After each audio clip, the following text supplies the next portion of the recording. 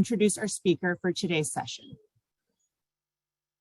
Jennifer is the Senior Vice President, Global Master Coach for LHH. She leads global teams of over 1,000 coaching and facilitation associates and is responsible for the selection, development, and engagement of the global coaches and facilitators on her team. Jennifer is passionate about working with clients to build a coaching culture within their organizations. Welcome, Jennifer.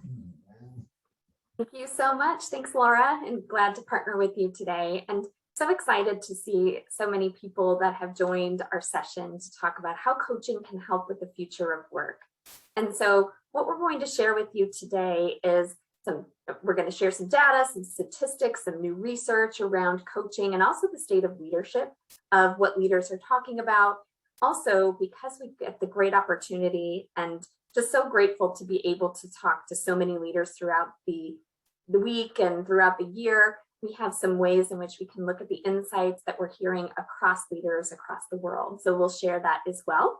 And towards the end, because everyone likes tips and some takeaways, we'll have some really key action items that you can take to start right away to help build coaching and to help your own coaching skills as you interact in everyday conversations. And so glad to have you here today and be able to chat with us.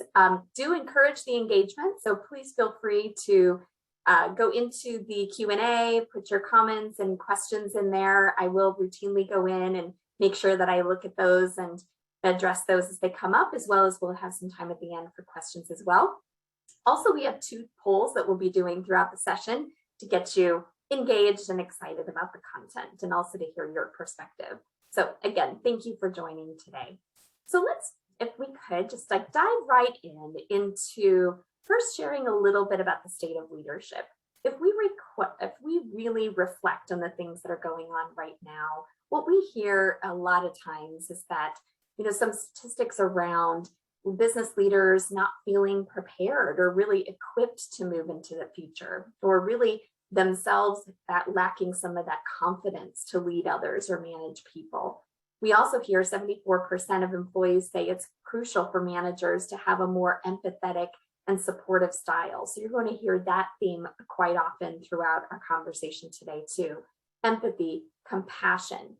This has become really some of the key leadership qualities of the future. One of the things we also hear is that 40% of new leaders fail within the first 18 months in the role. That's a staggering statistic.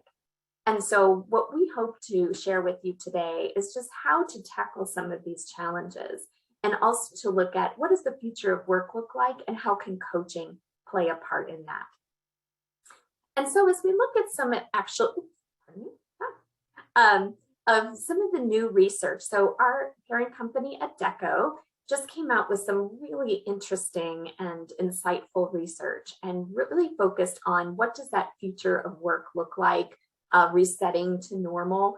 And 5 key themes emerged. And again, this is recently, as of last month, looking at what is most relevant for organizations to consider in that next normal. So all of this forms the basis of what we need to think about when we think of coaching. So for example, just to go through each of these, one, hybrid working. We know a lot about that. We know that we've had to adjust in unprecedented change, challenges, things that we've never had to face before. And so the new future of work is this hybrid, so we know that we can work that way. We can work at home, we can work wherever we are, and that work is universally hybrid.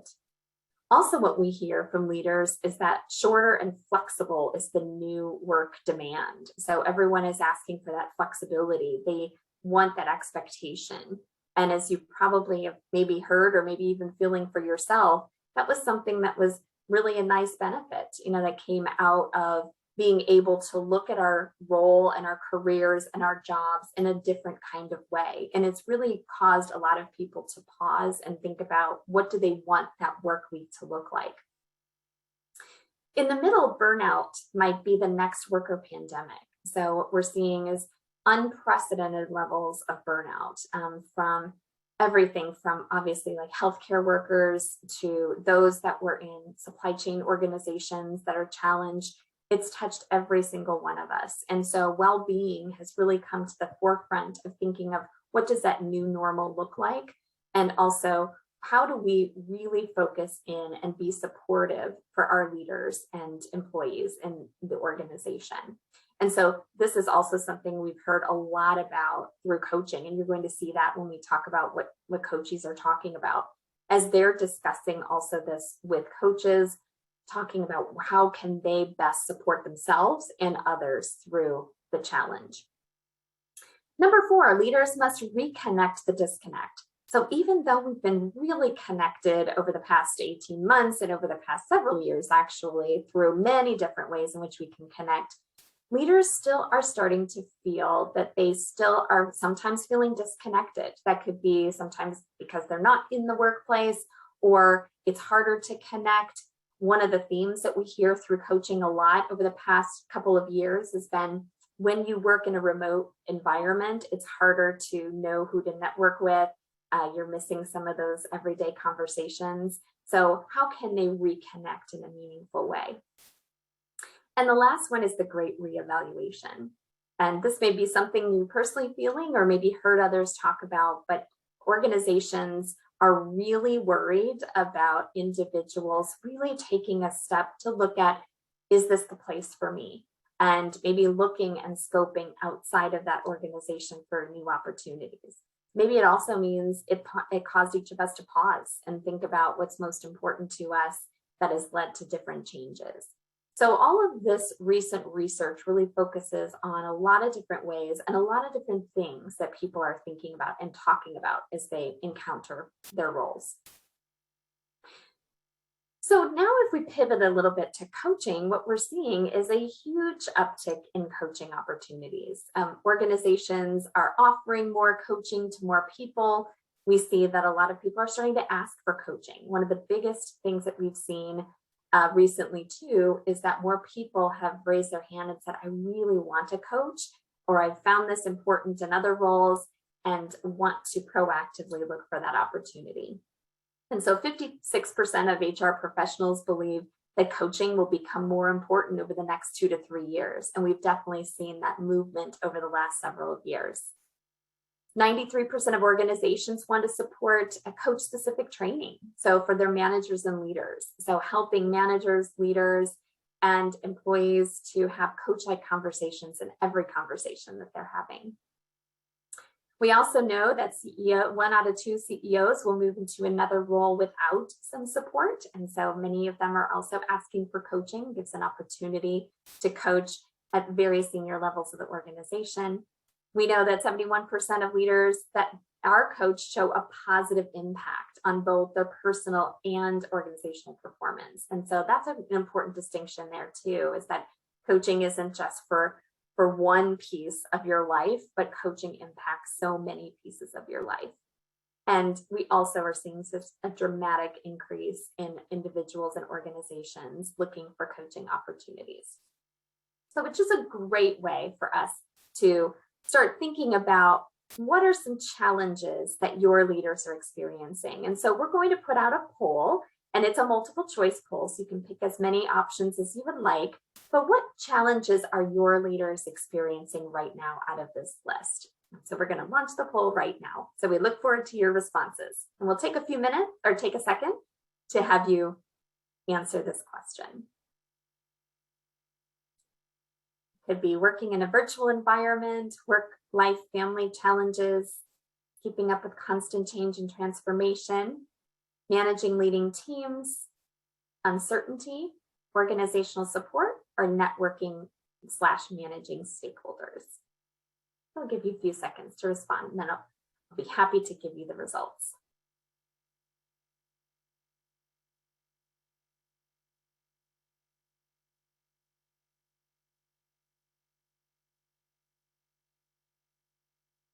Okay, so the results are coming in, and the number one choice is, and the number one challenge that leaders are experiencing is keeping up with constant change and transformation at 68%. So 68% of you said that that was the top challenge, followed fairly closely by working in a virtual environment. And then tied is managing leading teams and uncertainty. So Not surprising. So these are definitely some things that we're hearing also through our coaching that leaders are talking about and leaders are challenged by. So thank you for responding there. And again, always feel free to put some comments or some Q&A in the Q&A feature. And so I'm happy to look at that. Okay, so now that we know a little bit about what our audience is experiencing, some of the common themes, and I've alluded to a little bit of this throughout our conversation so far, but just putting a little bit of interest back into what are those common themes of coaching across organizations. At LHH, we have the pleasure of being able to speak to thousands of leaders each week, and we can look across the world at what are some common themes that they're talking about with their coach. So these are themes that are rolled up. Confidentiality is of course preserved, but we wanted to look at overall what are those development areas that leaders are talking about. So here are a few, and believe it or not, it is very uncanny about how consistent these themes hold across the world. We're hearing a lot about leadership. How do I lead? How can I lead effectively? How can I lead in this new world of work? Resilience. How do I maintain and hold resilience? How do I bounce back from challenges? Or how do I go forward knowing that there's things that I need to work on for myself? Maybe it's building confidence that helps me move forward. So resilience is key. Communication and presentation skills. So that's a big one. How do I have influence? How do I know my audience? How can I communicate in a way that's impactful? And then how do I present in a way that shows, again, that confidence or executive presence? That's another piece that's a common theme. Another word that we've heard a lot about is personal brand.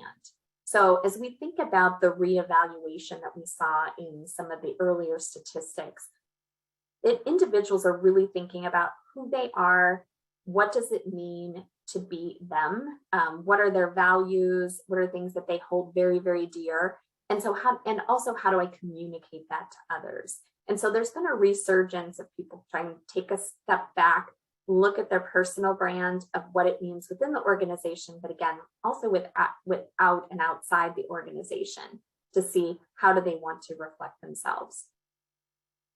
Another one is stakeholder management. As I mentioned, networking, knowing who to network with, how to network within different teams.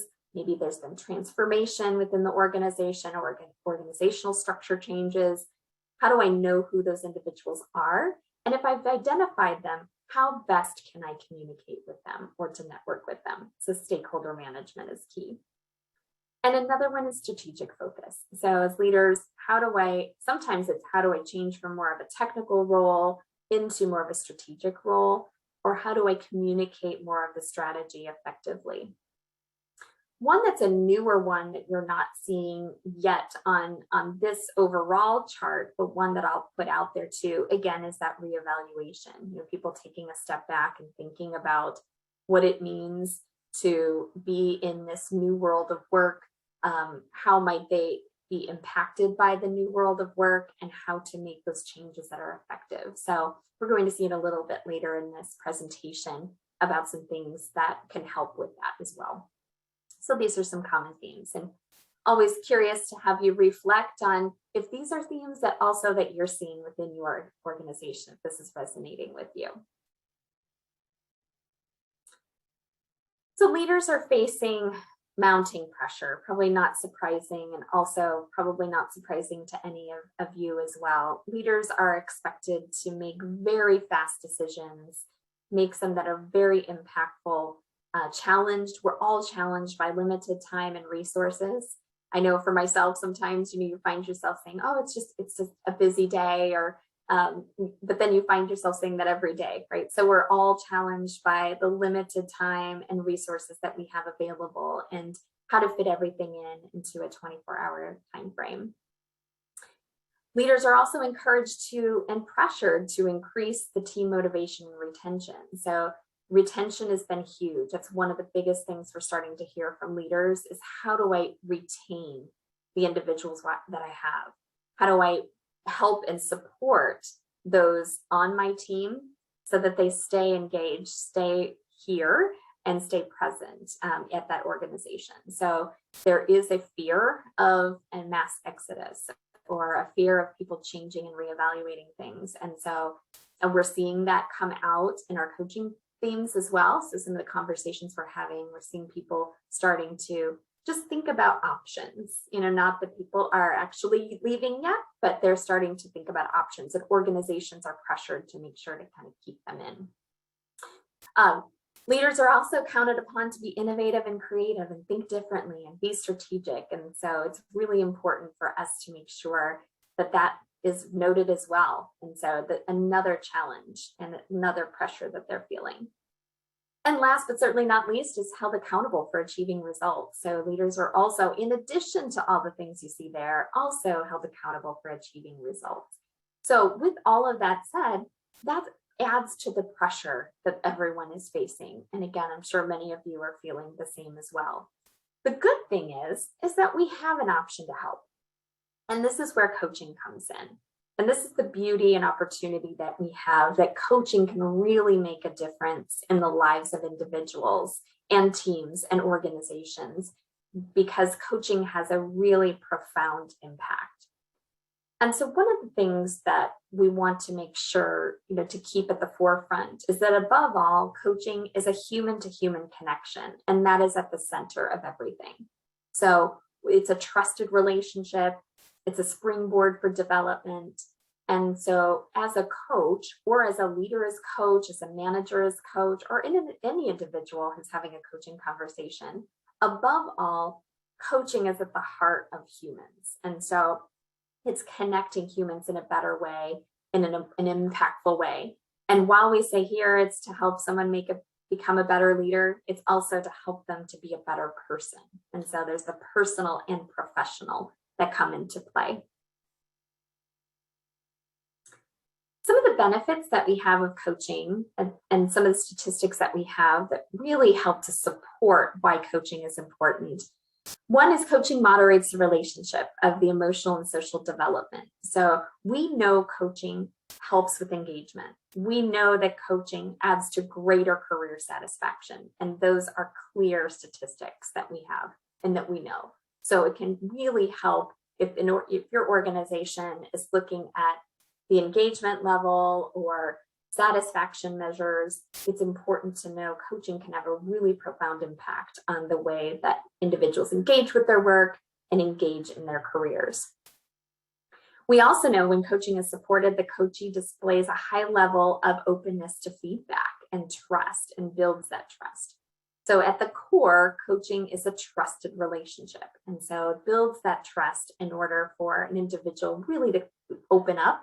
And so once they have opened up in that way, they're more apt to give feedback, more apt to be open to other conversations.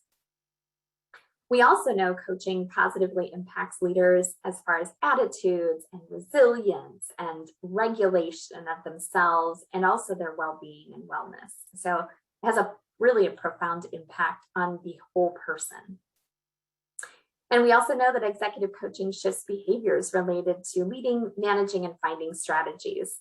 So what's really great about that is that when you have leaders who are engaged in coaching and really can have an impact on themselves, what can happen as well is that feeling and that sentiment trickles down throughout the organization. And so it's really important also that when we look at leaders as having that coaching opportunity, they're in essence, what they hopefully have also learned is some coaching techniques that they can use and utilize in their teams as well. So I'm going to pause just a second because I see a question come in from Leslie. How are you measuring the positive impact of coaching? So thank you, Leslie, for that question. There's a lot of different ways. So as we're talking about the benefits of coaching right now, as we can see, some of the statistics that have come out have been through looking at pre and post coaching opportunities. So what was the measurement of that individual's feeling about openness to feedback or their management or leadership skills at the beginning of coaching, and then looking at it at the end to see that impact that's been made.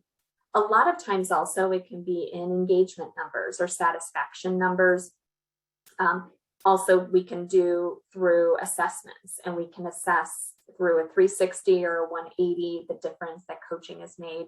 So there is a lot of pressure a lot of times on the impact of coaching, and it can be done both qualitatively and quantitatively. So thank you for that question.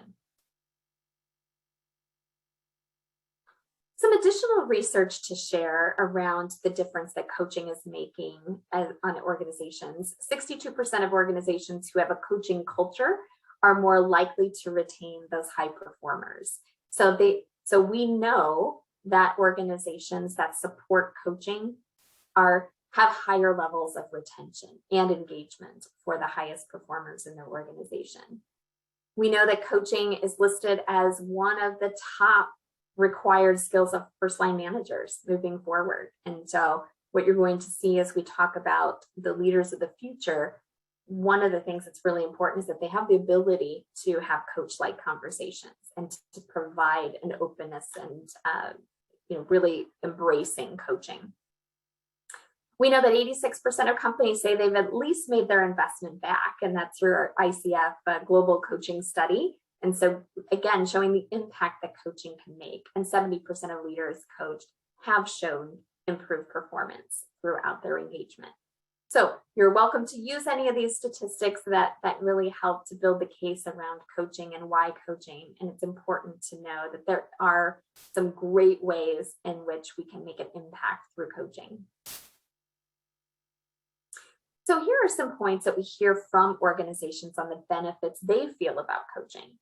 We sense and we get that data from organizations that have invested into whether that's a coaching culture or a culture that supports coaching, or whether that's through individual assignments of coaching. We know that organizations have said some of the impact that it's made is through handling change, both personally and professionally. We know that giving a coach on onboarding is a great way for a new individual joining the team or joining into a new role or joining the organization to feel more committed in that first 90 days. And we know that that's impactful to the way that they interact and the way they start their new role. We've heard that they create better managers. So those day-to-day challenges become a little bit easier when you have a coach that's there to help you through. We know that it creates happier teams. And again, that engagement, retention, and overall just feeling good about the work that they're doing comes through coaching. We know that coaching develops people. So it can help people define their career path, know where that career path is, and how to stick to it. And also coach and individuals and organizations that support coaching, that is a great recruiting tool. So what we hear from organizations and individuals is that why did people join their organization? Some have said because of they were either given a coach at the beginning, they have a coaching network or support of coaching both internally or externally. And that is a big recruiting factor also for individuals. Fantastic. And we have a question come in. So with limited resources, who typically does the coaching? Outside experts, HR business partners, senior leaders within the organization, or all of the above? So great question. So I would absolutely say all of the above. So when organizations are best in class at supporting coaching, and we will get to this actually in a couple slides, that there's a three-pronged approach. Typically there's some internal coaching that's being done, whether that's through a dedicated team or HR business partners. Sometimes they have gone through special coach training. Also external vendors. So knowing that there's a list of individuals, organizations, vendors that really support professionalism and coaching that can provide that coaching service. And then also as a third option and integrated is how do you teach managers and leaders to have those coach-like conversations? So increasing that internal capability helps. So all three of those really form the backbone and the framework of supporting coaching within the organization. Question. Okay. So we've heard now from what organizations are saying. So what are coaches and coachees saying? And these are consistent over the past year, some things that we've heard them say. Coaches are saying that they really appreciate having the opportunity to have a space to reflect to just think, to download some of the fears or challenges that they're having. Coaching has never been more important than in the last 18 months. And so what we hear from the individuals who've been through coaching is that that has helped them through some of the biggest challenges they're facing, both personally and professionally. And being able to support and have that support, or somebody who is just there to listen, has made a huge difference. As I mentioned earlier, we're seeing a significant increase in individuals actually asking for coaching. So what we've seen in the past is that sometimes people have been either assigned a coach or they have been given a coach, but we've seen a huge increase in individuals asking for coaching. And so what we're seeing that do is shift the mindset from coaching, in some cases, has been seen as something that was only given to individuals who needed some help or were struggling, to now we're seeing that change to, I want to help myself to deal with challenges or be a better leader, or just really to help guide me or to help me figure out what's best for me. And through the coaching, that's able to happen. With that said, it's a nice segue to the third one, is many coaches are taking an opportunity to look deeply at both their personal, professional, and organizational challenges, and a very large increase in the renewed self-care. So how do I handle the things that I need to handle? How do I cope with the challenges and stress that I'm under, or feeling overwhelmed? And being able to, again, have that sounding board to be able to think through both personally and professionally, how do I handle some of the challenges that are happening? Leaders have been focused on displaying empathy and concern. So that's one that leaders have said they need to know how to do a better job at doing. So focusing with their coach on, how can I demonstrate more empathy, or how can I work on that? I know I need to get better in that area. So what can I do, and how can I help demonstrate more of that compassion and empathy? And lastly, one of the things we're hearing too is leaders are trying to balance productivity and flexibility, and being able to know how to be productive and being able to demonstrate that flexibility when we know that the hybrid area of work and supporting our leaders to develop in this new world of work is going to be really important. And some of the things that we're, again, really excited to be able to see some of the great verbatim quotes of what the impact of coaching is having on real individuals. And these are the things that really just get me excited every day to be working in an organization that helps people to have results like this, where they say, coaching has changed my life. And these are comments that we hear every single week.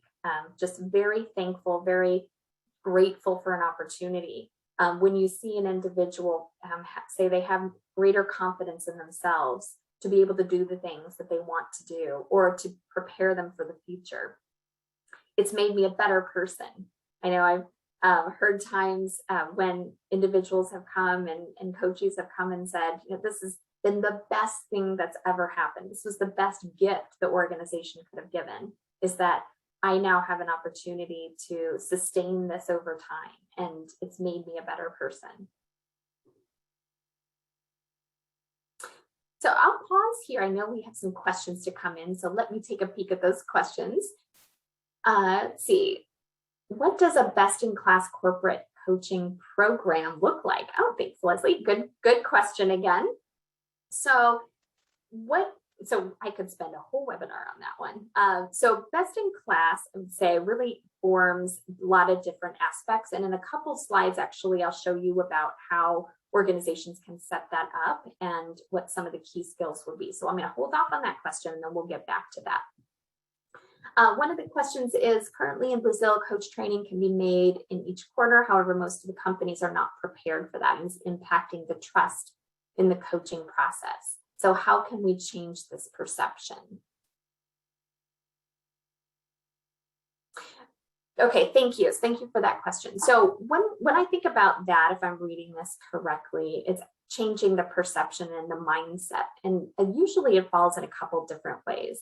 First is, how is coaching defined in the organization? So how do you at that organization define what coaching is?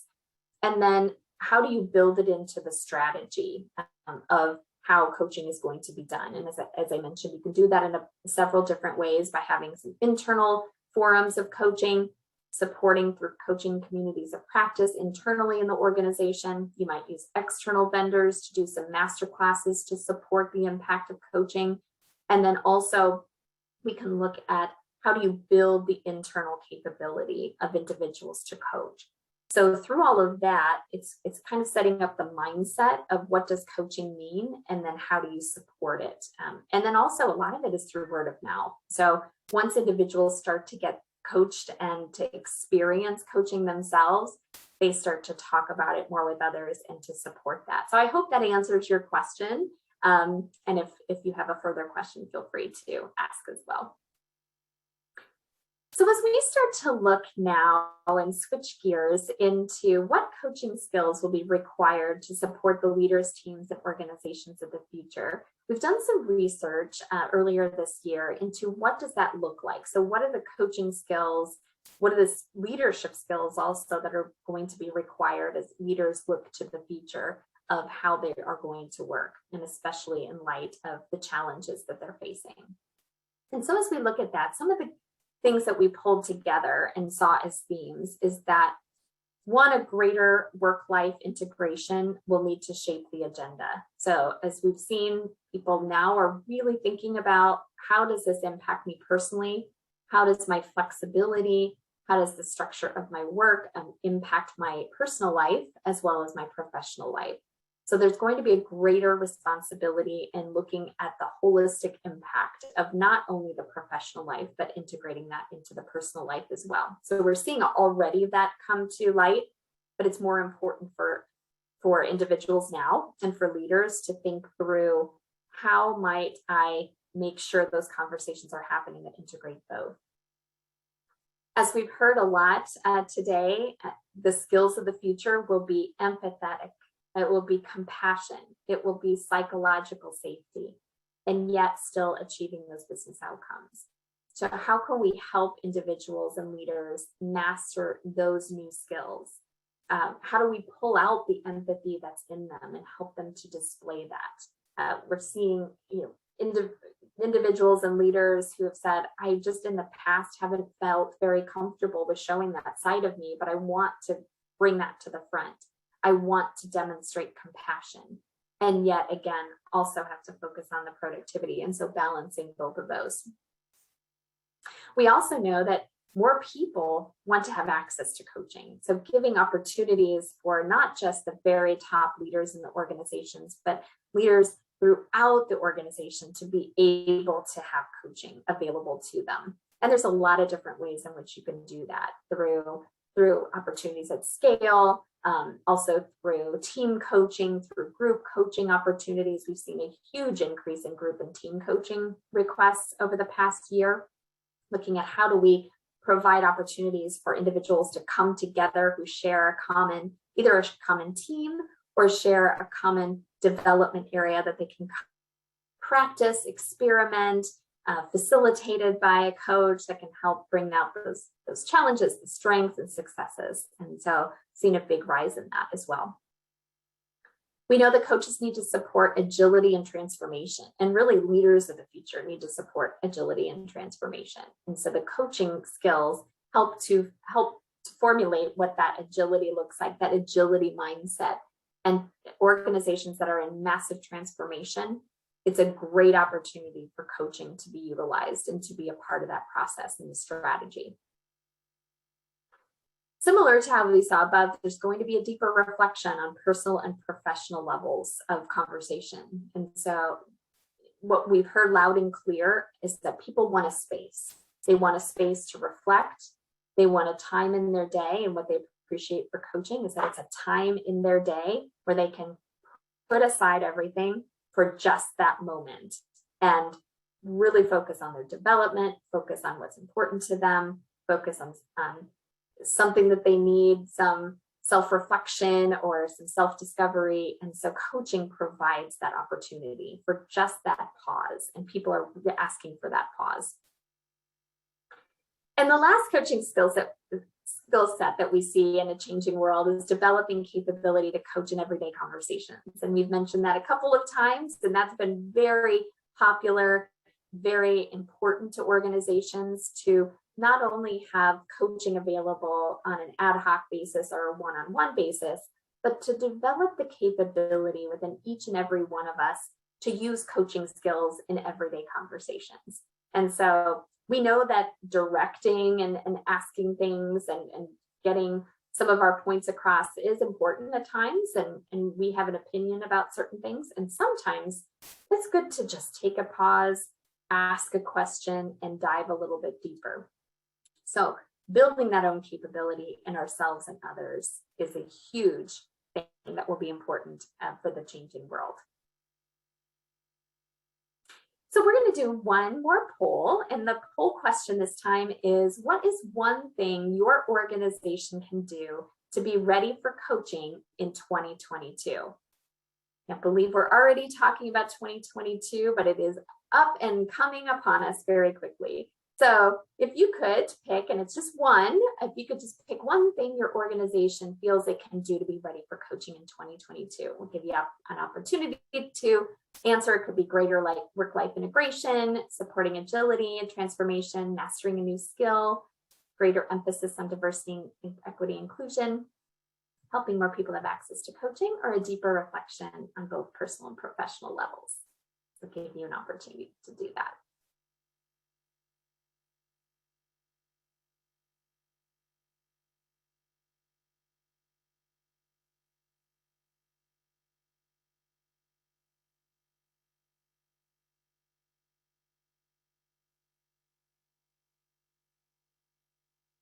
Okay, so the results are coming in.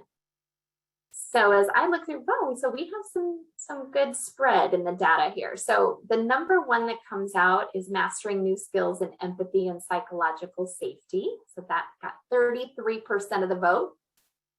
Closely behind is helping more people to have access to coaching. And the others are pretty spread out. So I would say those two are the top ones there. So it seems like most organizations are focusing on how do you build that empathy and psychological safety, and then helping more people to have access to coaching. And I received a question, so I will address this now because I think this makes sense. Please comment more on psychological safety. How are you defining that, and when is it missing? So that's a great question. So psychological safety being the space that someone feels sometimes very intangible. So it's the space where someone feels that they can be open and they can be in a trusted, safe space to express the things that they want to express. So as leaders, we have a responsibility to set that up. So when you are having a conversation with somebody, how do they feel comfortable? Do they feel like it's defensive? Do they feel that they can open up, and to feel that's a psychologically safe? It's a safe space for them to share their deepest feelings or thoughts or insights without judgment. And so when it's missing in conversations where someone feels that trust is not there, if it's not set up, sometimes that relationship has to take a bit of time to get to the trusted factor. Sometimes people trust right away, and then they will trust automatically unless someone betrays that trust. But knowing the audience, knowing that individual, and especially for coaches, it's really important for us to set up that psychologically safe space. That's one of the first things that really needs to happen in order to really have groundbreaking results happen with coaching. And so when it's missing, when you personally, and some of you might have experienced this before, when you just personally just don't trust where that information will go, or you don't feel like you can open up like you would with someone else. And so it's our responsibility to set up psychological safety. Thank you for that question. So as we think about organizations, and so some opportunities that organizations can look at, and we've talked about this quite a bit, so I'll just go quickly with this, but we have opportunities to look at internal coaching, external coaching, and then building internal coaching capability. And so the question that I received earlier around best-in-class coaching programs encompass usually all three.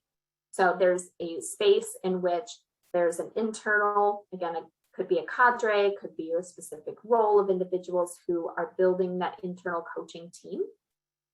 There is also a list of vetted providers who subscribe and are very passionate about professionalism, staying true to ethics, again, very vetted and selected for your specific company, and also for how to build that internal coaching capability within your leaders and individuals in your organization to use coach-like skills in every conversation.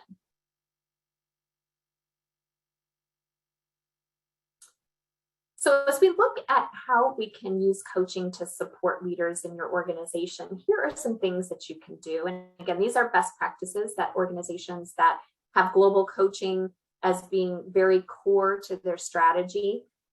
They have executive champions, who invest very heavily in their own coaching and also support coaching throughout the organization.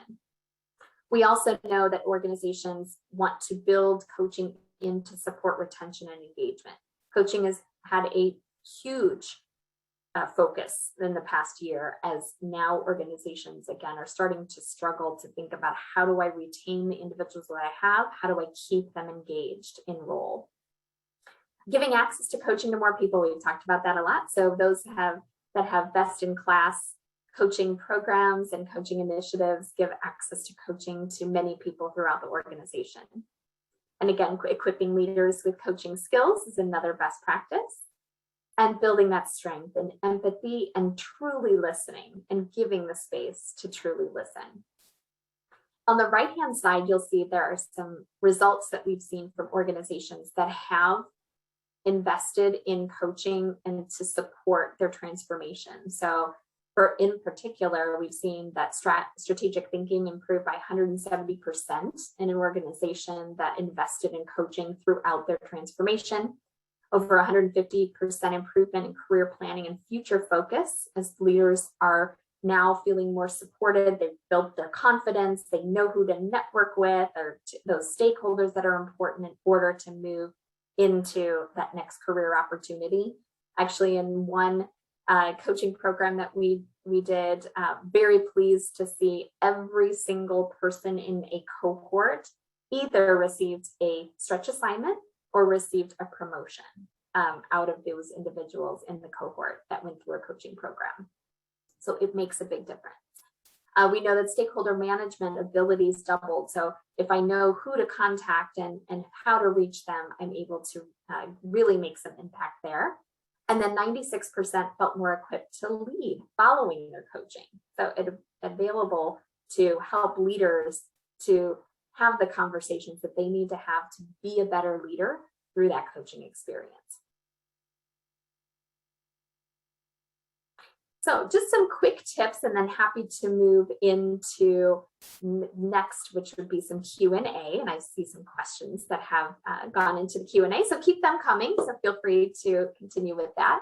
So here's some things that you can do. And I know I personally like in a webinar to get a couple of things that I can do tomorrow to make a difference of what I've learned. So here's some quick tips in summary of what we've covered so far. One is to define what coaching is and the critical coaching behaviors within your organization. So that is important because it's important to know in your organization, first of all, how is coaching being seen right now? So is it being seen as only given to certain individuals? Is it being seen, or has it had a mindset around it's only given to individuals who are struggling? So, or is it very well embraced and everyone's very open about coaching? So to define what coaching is first, and then to identify the critical coaching behaviors that are going to be important for your specific organization. So it could be that we need to help people with empathy. It may be that psychological safety place is a place to start. Maybe it's just openness to have conversation or transparency. It could be agility, just to name a few. So those could be critical connecting pieces that are important as you build those coaching behaviors into your organization. The second one that we heard about was establishing visible leadership support for coaching. So whether that's at the top of your organization, or maybe it's within some key business areas where someone feels really passionate about coaching, looking for those champions and supporting those champions to be visible and support the buy-in of what leadership should do to embrace coaching. And so finding those champions, those advocates, are really important. Align coaching to the broader business and talent strategies. So one of the things that we say, we don't just have a coaching culture, because a coaching culture would imply that it's just its own thing.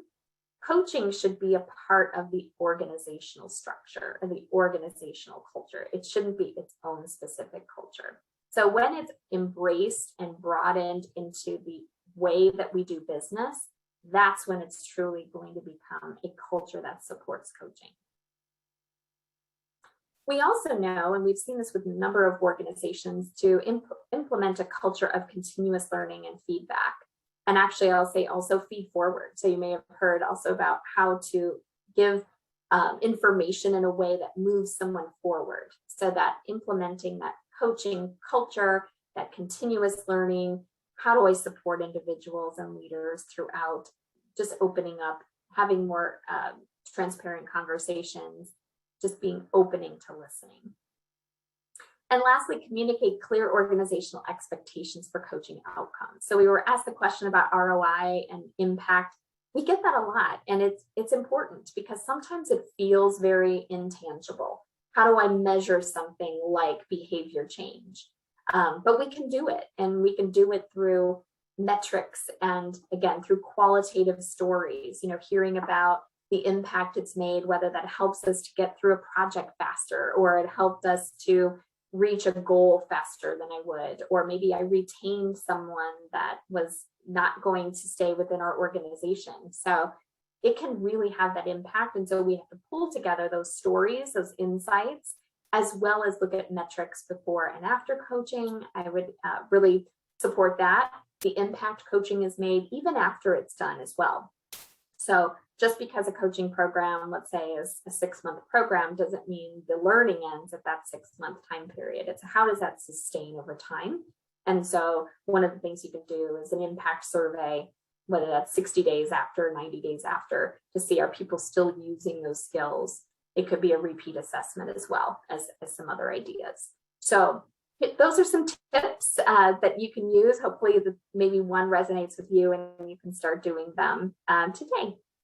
And one of the things too that I will challenge each one of us is just think of a call to action as what is one thing you personally will do to use coaching more to support others, whether that's in your organization or you personally. So thinking that through and just cause an opportunity for you to self-reflect on what is one thing you could do after our conversation today. But I'm going to go to the Q&A, and thank you for those that have put in about any questions that you have. And Tiffany is a great one. So who coaches the coach?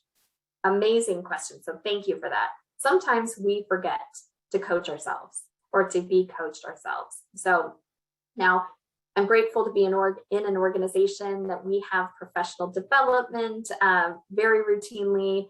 We have monthly meetings. We have communities of practice of coaches around the world. So we have the ability to share and learn. So I would encourage any of you who are either investing in coaching or have coaching a part of your organization, or just really want to set up some interest groups that focus on people who are really passionate about coaching, to come together to have those learning opportunities. And so that is great. We love to feed off of each other. I always learn something new, whether that's a new question to use or maybe an updated to the ICF competencies. It's a way for us to really make sure that professionalism is there. So thank you for that question. Okay. What obstacles do large organizations encounter in bringing coaching to scale? Great question. So oftentimes what we hear is it's setting up the structure ahead of time. So whether that's a center of excellence or how do you operationalize coaching? What we've seen change over the past several years is that coaching used to be done very ad hoc in organizations. Many times people didn't even know where coaching was happening throughout the organization. It had to be something that you just heard about. So it's changed to now organizations really just want to know how much coaching is going on, what's important to individuals, how do I track that activity? And so by setting it up as a centralized process really can help to bring coaching to scale. Okay, let's see. Besides credentials and references, what other criteria do you recommend organizations use to vet external coaches? Yeah, great question.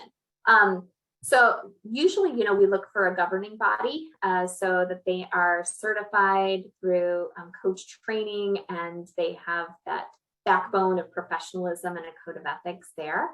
We also look for business experience. So, somebody who's walked in those shoes is really important. And then key coaching skills like a great listener, great at helping come up with powerful questions. So being able to test coaching skills is also a really important element. Measurement. Get a lot of questions about measurement. So any recommendation on how to get people to respond to impact surveys, 60-90 days? Yeah, low response rate.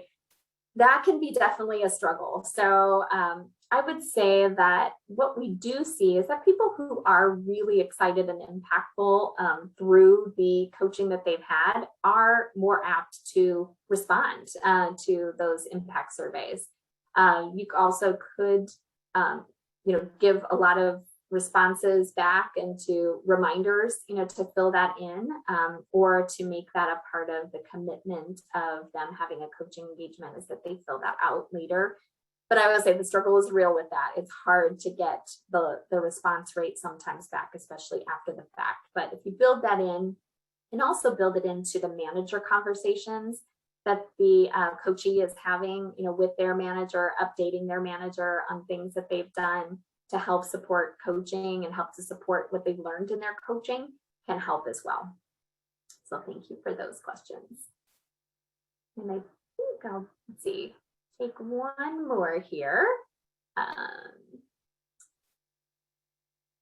So I see some comments about mental well-being and health is really important. Yeah, so in organizations right now, that is one of the number one things that people are talking about is how do I support our leaders? How do we support our employees with their mental well-being and health? That's a key challenge. So thank you for bringing that out.